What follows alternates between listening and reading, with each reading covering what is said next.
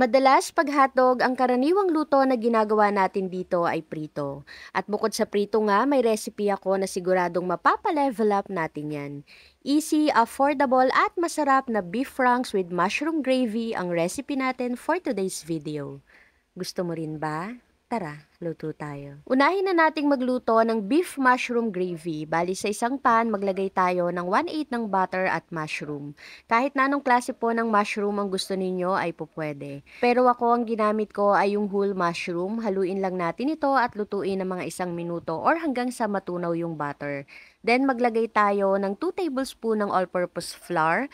Haluin natin ito at maglagay ng 2 cups ng water at isang beef cube. Timplahan na rin natin ito ng paminta, brown sugar at para maging maganda yung kulay, mag-add tayo ng soy sauce. Mga 1/2 to 1 tablespoon lang yung nilagay ko. Wag natin sobrahan kasi baka umalat. Haluin lang natin ito hanggang sa kumulo at once na kumulo na nga, okay na po yan. Ahunin na natin sa kalan, then set aside. After nga nating maluto yung beef mushroom gravy, ihahanda na natin yung iba pang mga ingredients na kakailanganin. Bida sa recipe natin ngayon ng beef franks, 20 pieces pala yung gagamitin ko. At hatiin natin ito sa 4. At para naman kahit papano may gulay yung ating recipe ngayon, gagamit tayo dito ng 6 na piraso ng patatas. Hiwain lang natin ito ng katulad ng sa french fries. Hinugasan ko na lang po pala ng mabuti yan at hindi ko na binalatan. Pero kung gusto ninyo na balatan pa yung patatas, pwede rin naman po. After nga nating mahiwa lahat ng mga patatas, magpainit lang tayo ng mantika at prituhin ito. Hindi na po pala ako naglagay ng kahit na anumang pampalasa dito sa patatas.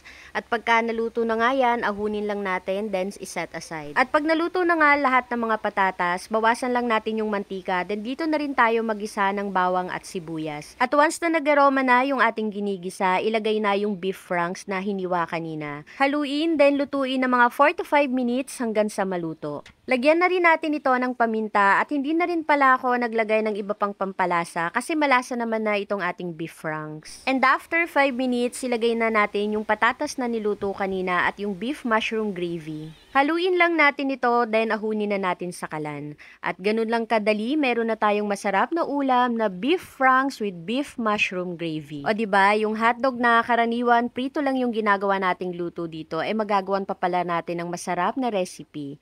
At promise, napakasarap nito, sigurado magugustuhan ng buong pamilya. Yung paglalagay pala dito ng patatas at ng mushroom, ay po pwede nyo pa pong dagdagan yan. At sorry po pala kung medyo maingay yung aking background, hindi kasi maganda yung panahon ngayon at malakas yung hangin dito sa amin kaya medyo maingay. Gusto mo rin ba? Tara, kain tayo.